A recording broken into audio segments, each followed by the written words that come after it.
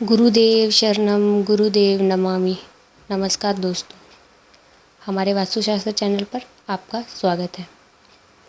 पिछली बार हमने वायुन्मुख भूखंड और उत्तरान्मुख भूखंड के बारे में जाना था। इसके बाद अब हम इसके अन्य दिशाओं के बारे में जानेंगे। हम अब बात करेंगे पश्चिमोन्मुख भूखंड। जिस भूखंड के पश्चिम दिशा में मार्ग हो उसे पश्चिमोन्मुख भूखंड कहते हैं। ऐसे भूखंडों का शुभ प्रभाव उस घर के निवास करने वालों के पुत्रों पर पड़ता है।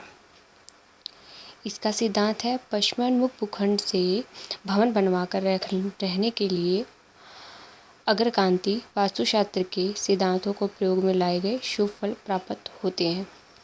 ऐसे भूखंड भवन के मुख्य द्वार और अन्य दरवाजे पश्चिमोन्मुख बनाने चाहिए। इस प्रकार के भूखंड पर निर्माण कार्य हमेशा पश्चिम दिशा की ओर से ही करना चाहिए। इस प्रकार के भूखंड के सामने के भाग में कूड़ा कचरा पत्थर आदि के होने से शुभ परिणाम निकलते हैं। भूखंड के सम्मुख भाग में ऊंचे और भारी लकड़ी वाले वृक्ष लगाने चाहिए। भूखंड के सामने के भाग का चबूतरा भूखंड के पिछवाड़े से ऊंचा होना चाहिए। और वास्तु दोषों का इसका निवारण, पश्चिम भूखंड के वास्तु दोष का निवारण हम इस प्रकार से कर सकते हैं। यदि ऐसे भूखंड के पश्चिम दिशा के दरवाजे का मुख नैऋत्य कोण में होने पर भयंकर रोग, अकाल मृत्यु, आर्थिक हानि की संभावना रहती है। इसके लिए दरवाजे पर काले रंग का पेंट करवा दें और दरवाजे के समक्ष एक आदमकद आईना इस प्रकार लगवाएं कि प्रवेश करने वाले व्यक्ति का उसका प्रतिबिंब अवश्य दिखाई दे। यदि घर में प्रयोग किया गया जल और वर्षा का जल पश्चिम में होकर बाहर निकले तो घर में लंबी बीमारियां उत्पन्न हो जाती हैं। इस प्रकार के जल की निकासी का प्रबंध उत्तरी और पूर्वी ईशान कोण से कर दें। अब हम बात करेंगे नैऋत्योन्मुख भूखंड की। जिस भूखंड के केवल नैऋत्य कोण की ओर मार्ग हो उसे नैऋत्योन्मुख भूखंड कहते हैं। नैऋत्य का अर्थ अभाग्य भी होता है, इसलिए इसे नैऋत्य के मामले में किसी भी प्रकार की चूक नहीं करनी चाहिए। ब्लॉक प्लॉट नैऋत्य दिशा में निर्मित वस्तुओं के बारे में पूरी सावधानी बरतनी चाहिए। ऐसे भूखंड का शुभ प्रभाव गृह स्वामी, गृह स्वामिनी तथा ज्येष्ठ पुत्र पर पड़ता है। नैऋत्योन्मुख भूखंड के अशुभ प्रभाव के रूप में आकस्मिक मृत्यु, हत्या, आत्महत्या, भूत प्रेत और प्राकृतिक विपदाएं अचानक प्रकट हो जाती है। यदि ऐसे भूखंड में वास्तुशास्त्र के सिद्धांतों को सही प्रकार से व्यवहार में न लाए तो अनेक प्रकार के शुभ फल प्राप्त हो सकते हैं। मतलब इसे हमें व्यवहार में लाना बहुत बहुत जरूरी है अपने जीवन। गृह निर्माण की प्रक्रिया में जितनी प्रमुखता ईशान कोण के लिए वास्तुशास्त्र में निहित की गई है उतना ही प्रमुखता नैऋत्य कोण के लिए भी की गई है। यह ईशान कोण का विपरीत कोण है। इसका स्वभाव ईशान कोण के स्वभाव से बिल्कुल ही विपरीत है। ईशान कोण जितना नीचा हो नैऋत्य कोण उतना ही ऊंचा होना चाहिए। ईशान कोण में जितना रिक्त स्थान होता है नैऋत्य कोण उतना ही ढका हुआ होना चाहिए। ईशान कोण जितना हल्का हो नैऋत्य कोण उतना ही भारी होना चाहिए। ईशान कोण जितना विस्तार होता है नैऋत्य कोण उतना ही संकीर्ण होना चाहिए। नैऋत्योन्मुख भूखंड के निर्माण में विलंब नहीं होना चाहिए। इस भूखंड पर निर्माण के दौरान गृह स्वामी को किसी भी यात्रा पर नहीं जाना चाहिए। घर में गृह स्वामी का शयन कक्ष नैऋत्य दिशा में होना चाहिए। भवन के नैऋत्य कोण में खिड़कियां नहीं होनी चाहिए। अब इसके सिद्धांत के बारे में जानेंगे। यदि नैऋत्योन्मुख भूखंड में गृह निर्माण के समय वास्तुशास्त्र के सिद्धांतों को व्यवहार में लाए तो इसका फल भी हमें अवश्य ही मिलता है। इस प्रकार के भूखंड पर सम्मुख भाग में निर्माण कार्य तेजी से कराना चाहिए, वरना कोई तो अशुभ घटना घट सकती है। इस भूखंड के सामने के भाग में स्थित कक्ष को शयन कक्ष या भंडार कक्ष के रूप में इस्तेमाल किए जाने से उत्तम फल की प्राप्ति होती है। भवन के नैऋत्य कोण में गृह स्वामी का शयन कक्ष होने से शुभ फल प्राप्त होता है। यदि गृह स्वामी का कारोबार, नौकरी, यात्रा संबंधी हो तो भवन के नैऋत्य कोण में उसका शयन कक्ष नहीं होना चाहिए। ऐसी परिस्थिति में शयन कक्ष हमेशा वायव्य कोण में होना चाहिए। भूखंड पर दक्षिणी और पश्चिमी भाग में निर्माण कार्य आरंभ कराना चाहिए। भवन का नैऋत्य कोण में स्थित भाग ऊंचा होना चाहिए। वहाँ ऊंचे वृक्ष, ऊंचे टीले होने से शुभ फल प्राप्त होता है। ऐसे भूखंड पर निर्माण करते समय कभी सभी कक्षों के कोण समकोण होने चाहिए। भवन के सामने खाली स्थान पीछे के खाली स्थान से कम होना चाहिए। यदि वहाँ टीले और वृक्षादि का लैंडस्केप बनाया जाए तो शुभ फल प्रदान करता है। भवन के नैऋत्य कोण में सीढ़ियाँ शुभ फल प्रदान करती है, किंतु सीढ़ियाँ दक्षिण और पश्चिम की ओर चढ़ती हुई बनाई जानी चाहिए। यदि नैऋत्य कोण में बना चबूतरा भवन के फर्श की अपेक्षा ऊंचा हो तो गृह स्वामी को धन लाभ होता है।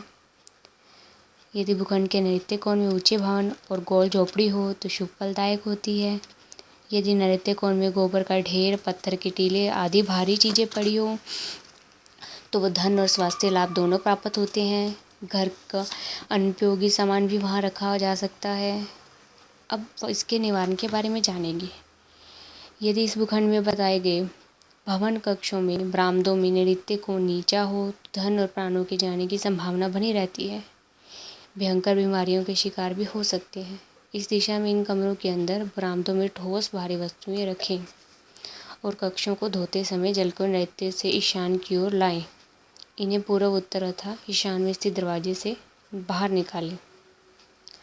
यदि नैऋत्य कोण में खिड़की का होना अशुभ होता है तो इस दिशा में खिड़की को बंद कर उसके ऊपर गहरे हरे रंग का पर्दा डाल दें। अब हम जानेंगे दक्षिणामुख भूखंड के बारे में। जिस भूखंड के दक्षिण दिशा की ओर मार्ग हो वह दक्षिणामुख भूखंड कहलाता है।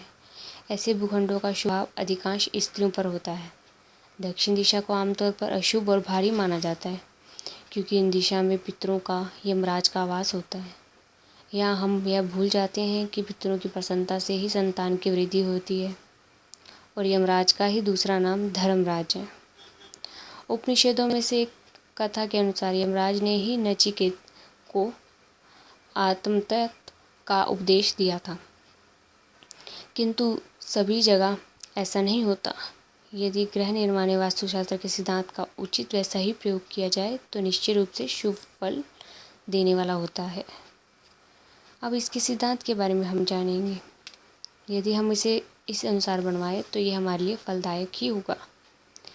यदि जल की निकासी उत्तर दिशा से संभव न हो तो पूर्व दिशा से होनी चाहिए। इससे भवनों में वास करने वाले पुरुष स्वस्थ रहते हैं और यश की वृद्धि होती है। दक्षिणामुख भूखंड पर निर्माण कार्य दक्षिण दिशा से ही शुरू करना चाहिए। ऐसे भूखंड से जल की निकासी उत्तर दिशा में हो तो अर्थ लाभ होता है, स्त्रियाँ स्वस्थ रहती हैं। इस भूखंड के सामने के भाग में कक्ष बनाकर इसमें भारी अनुपयोगी सामान रखना उत्तम फल प्रदायक होता है। यदि ऐसे भूखंड पर बने भवन का मुख्य द्वार दक्षिण दिशा में हो तो संपन्नता प्राप्त होती है। अब इसके निवारण के बारे में हम जानेंगे। यदि ऐसे भूखंड के सम्मुख भाग में कुआं हो तो अर्थहानि होती है, दुर्घटनाएं होती है, मृत्यु की संभावना भी हो जाती है। इसके लिए हमें कुएं को बंद करा देना चाहिए। उस कुएं पर मोटी और भारी स्लैब डालकर उसे ऊपर से ढक देना चाहिए। उस कुएं के ईशान में 1 वर्ग फुट का भाग खुला छोड़ देना चाहिए और इस दिशा में भारी अनुपयोगी सामान, जनरेटर आदि हम रख सकते हैं। अब हम आग्नेयमुख भूखंड के बारे में जानेंगे।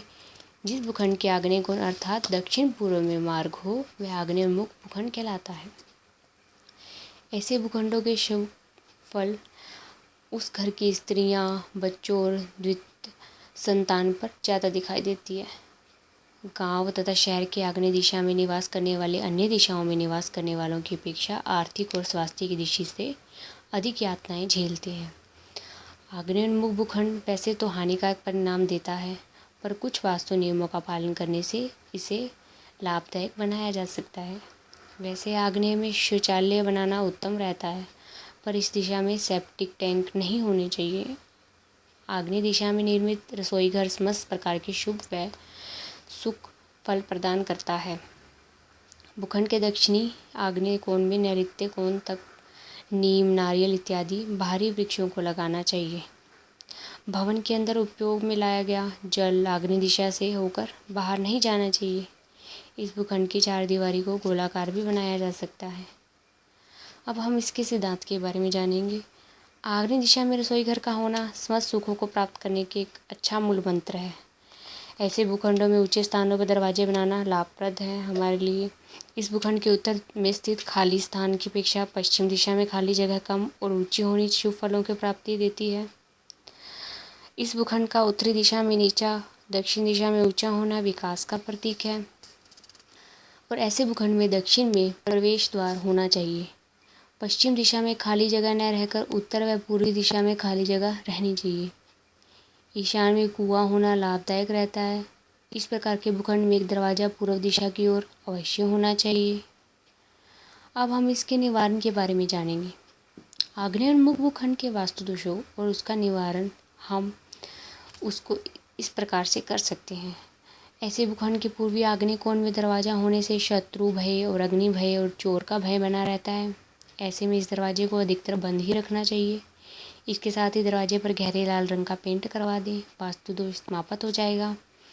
आग्नेय उन्मुख भूखंड के दक्षिण आग्नेय कोण में द्वार होने से घर में भयंकर व्याधियों का वास बना रहता है। ऐसे दरवाजे को अधिकतर बंद रखना और दरवाजे पर काले रंग का पेंट करा देने से वास्तु दोष का निवारण हो सकता है। हम विभिन्न श्रेणी के 8 दिशाओं में स्थित भूखंडों के शुभ फल और अशुभ फलों के बारे में मौजूद वास्तु दोषों के निवारण का उल्लेख बिना तोड़फोड़ के कर सकते हैं। इस अवश्य ही लाभवंत होता है। 8 दिशाओं का हमारे जीवन में विशेष महत्व है। जैसे पूर्व दिशा, यह दिशा वंश वृद्धि की होती है। भवन निर्माण करते समय पूर्व दिशा में कुछ खुला स्थान छोड़ देने से शुभ फल की प्राप्ति होती है। सूर्य देवता पूर्व दिशा से ही उदित होते हैं और सूर्योदय के समय किरणें स्वास्थ्य के लिए विशेष लाभकारी होती है। इन किरणों से हमें एक विटामिन डी भी मिलता है। इस कारण पूर्व दिशा का ग्रह सर्वश्रेष्ठ माना जाता है और पूर्व दिशा के देवता इंद्र और सूर्य होते हैं। और इसको हम इस वीडियो में इसके चित्र को हम दिखा रहे हैं। अब पश्चिम दिशा यश और कीर्ति प्रदान करती है। इसके देवता वरुण हैं। इसे हम इस तरह से दिखा सकते हैं। उत्तर दिशा, यह माता का स्थान है। उत्तर में रिक्त स्थान छोड़ने पर मातृ पक्ष को लाभ मिलता है। इस दिशा के देवता कुबेर और सोम हैं। अब दक्षिण दिशा के बारे में जानेंगे। दक्षिण दिशा धन धान्य वृद्धि कारक है। यह आनंद और दायक और शांति की दिशा है। इस देश के देवता यम है। ईशान कोण, इस कोण में वंश वृद्धि होती है। इसके देवता सोम और शिव हैं। अब वायव्य कोण के बारे में जानेंगे। वायव्य कोण के दोष मुक्त होने पर आपके अनेक मित्र होंगे और दोष मुक्त होने पर अनेक शत्रु होंगे।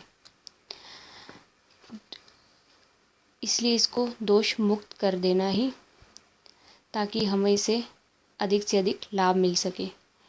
दोष मुक्त होने पर हमें शत्रुओं का सामना करना पड़ेगा। इस कोण के देवता वायु देवता होते हैं। आग्नेय कोण गर्म होता है क्योंकि यह दक्षिण पूर्व के बीच का कोण है। इस कोण में सूर्य सर्वाधिक और पूर्ण जवानी पर होता है। अतः ग्रह स्वामी की संपूर्ण प्राकृतिक ऊर्जा प्राप्त होती है। इसी कारण ग्रह स्वामी का शयन कक्ष वास्तु के हिसाब से दक्षिण दिशा में रखा जाता है। लेकिन दोषयुक्त आग्नेय कोण ग्रहवती की क्रोधी बना देता है। दोषयुक्त से तात्पर्य हमने पिछले वीडियो में बताया था आपको। अब हम जानेंगे नैऋत्य कोण के बारे में। यह कोण अच्छे और मधुर व्यवहार की खान है। दोषी नैऋत्य आदमी को चैन से बैठने नहीं देगा। नैऋत्य के देवता है नृऋति। अगर आपको हमारा वास्तुशास्त्र चैनल पसंद आया तो इसे लाइक पर क्लिक कीजिए और सब्सक्राइब कीजिए ताकि हमारे वीडियो हम आप तक पहुंचा सकें। धन्यवाद।